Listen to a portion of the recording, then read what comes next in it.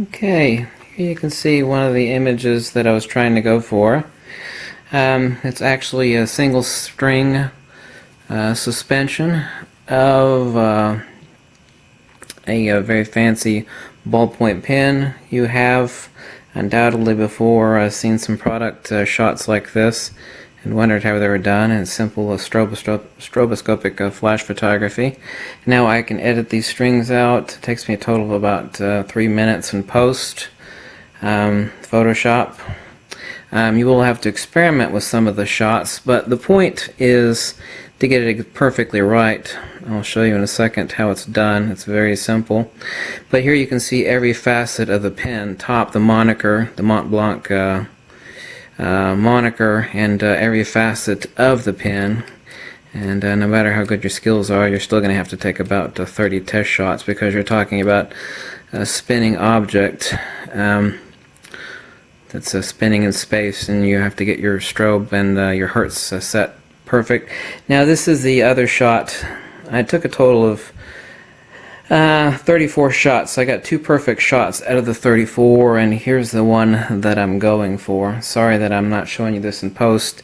I'm pressed for time again today, but you can see that I actually have a starburst-like effect where most of the fulcrum of the pen is located at one point, and you can see the moniker a couple times, but you can see every facet of the art pen as it's spinning around in various axes. And once I change the contrast and balance and edit out the strings suspending this, it'll be a perfect shot. And you've seen stuff like this and you're thinking, well, it's got to be very difficult to take, and it's not. Let me turn on some lighting here really quickly. There we go. And apply some light to my objects. Let me zoom out some so you can take a peek at what I'm doing. Let me show you really quickly. I just have a pen suspended. I've brought out my reflector card on my SB910. It could be your 700 or your 900 or your SB800. And I'm just doing this handheld. My speed light doesn't need to be connected to my my camera. Excuse me. Now I'd actually found that for spinning the pen in a single point, which it looks silly suspended like this, but the only thing that matters is the final shot. That a 1/16 in repeating flash mode, and I've set my hertz on my speed light to 5 hertz at 8 times, so I have 8 different flashes, so I can change that to 9 times or whatever I feel like I need to set, and I can change my hertz rate up. You just go into mode right here, and then you go over to repeating. Okay, right now I'm TTL, automatic, guide, manual, and I'm in repeating mode. And I go over here to set my hertz, so I'm going to change it up to where I would never have it at. I'm going to set that, and then it's so fast you can't even see it. I had it up at 70 hertz. I mean, it was 8 times extremely fast, so let me bring it down to 20 hertz. You probably still will barely see it. Yeah, you saw it there. So let me drop it down to where I had it at, I think I had it at 10 hertz. There we go, 10 hertz. 8 times at 10 hertz. No, I had it at 8 hertz, excuse me. 8 times at 8 hertz, excuse me. There we go. So very easy to do. The reason I brought out my reflector card and my speed light is so that I wouldn't be illuminating the background, and I was actually illuminating above above the pen as I spun it, and I used my Velo shutter boss over here out of scene on the table. To open up the exposure, f29 at the ISO 200 bulb setting, but on my Velo shutter boss I had it set for 5 seconds, and I would just I would spin the pen, I would trip the Velo shutter boss for a 5-second exposure at f29, and then when it just hit the perfect spot, like I said, I had to make 34 experimental shots. I would trip my speed light. This is not connected to anything, I'm just illuminating this way. Now, you're thinking, well, this is great and boring and all, but how is this applicable to my photography? Well, you can actually, on your speed light, your SB 800, 900, 910, 700, and other flashes, you can actually go in and drop it down to, I'm bringing it down to 4 hertz here, and then I'm going to make it 10 times total.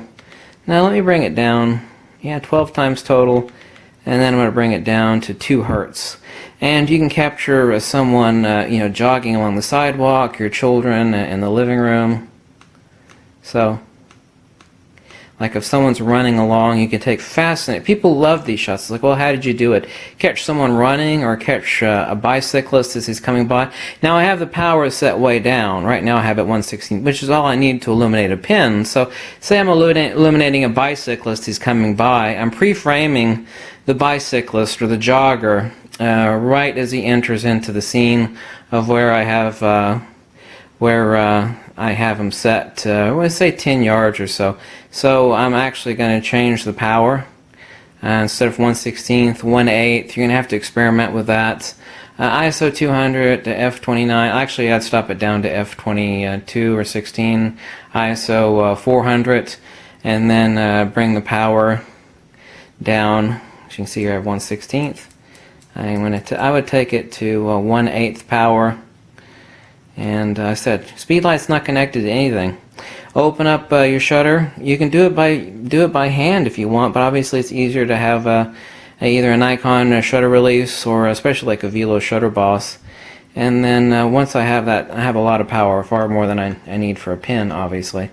But I'll actually catch the motion, the stop action motion of the runner or the child or the bicyclist, and it's a lot of fun, and it's extremely effective, and people don't think in terms of that sort of stroboscopic repeating flash photography, but it's extremely beautiful, and just let your mind roll. I mean, start experimenting with a bouncing ball, for example, if you want. I mean, experiment with anything, whatever moves. I mean, roll a toy car along, the floor of your kitchen to practice. I mean, you could quickly train yourself how to do this in a half an hour. And if you're not that into photography, I could see why you're not doing it, but you shouldn't be afraid. This speed light isn't connected to anything. It's not connected to the camera at all. The camera isn't tripping it. I'm just sitting here hitting the test button, and that's perfectly fine. That's all I need to get the shot. Like I said, when my shutter is open, I'm on bulb setting on the camera. The photography doesn't start when it's dark until I hit the if I hit the speed light. So it's really that simple. You should not be afraid of flash photography. And this is about as simple as it gets. It's like, well, what sort of settings do I need? It's like, well, I already showed you the settings. You're tripping it. You've got the shutter open on bulb. It's already open, so the photography begins when the flashes start, when you put your finger on the test button. So it doesn't get any more simple than that. Anyway, thanks for watching. Catch you later.